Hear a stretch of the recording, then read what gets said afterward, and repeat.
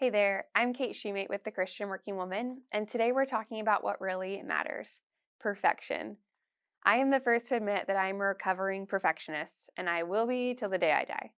Often I like to remind myself of 2 Corinthians 12:9. I know I've shared this verse in another What Really Matters video, but it's one I go back to time and again when perfectionism tries to barrel through my heart and mind. It's God's response to Paul after he begged 3 times for God to take away the thorn in his flesh. The Lord's answer was simply, "My grace is all you need. My power is made perfect in weakness." So here's the simple truth of this verse: we have weaknesses. God's power is perfect in them, and His grace is all we need for our many imperfections.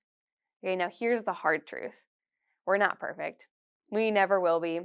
And the power of Christ is perfect in those imperfections. There's nothing we can do about it, no working or striving. We simply must accept His grace and live in it. I wonder how many times perfectionism has held you back today. I'll go first. I'm a writer. It's what I do for my work, it's how I make my living. Being a writer means people I may never meet can critique my work. But it also means the people who pay me for my work can critique it too.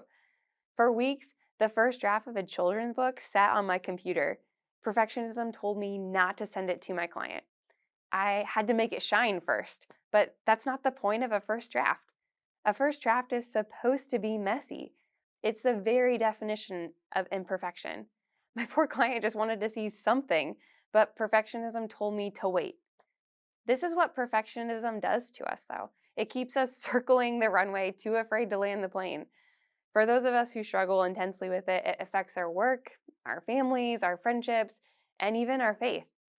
I don't know about you, but perfectionism can leave me feeling like I can and should do everything perfectly on my own, but it also leaves me feeling like I'll never measure up. The enemy loves perfectionism. If he can keep us there, circling the runway, unable to make any moves, we'll struggle to walk in obedience and hear from the Lord and have the courage to follow where he's leading. So, to my friends who are recovering perfectionists, let me remind you of another passage from Scripture. It's the parable of the talents. In it, Jesus told the crowd of a man who entrusted his service with various amounts of talents: 5, 2, and 1. The first two servants doubled what their boss had given them, but the last servant, the one with only 1 talent, was afraid. He buried the talent so it would be safe when his boss returned. Unfortunately, the boss had a much different reaction than the servant expected. He calls the servant lazy and wicked, and he kicked him out.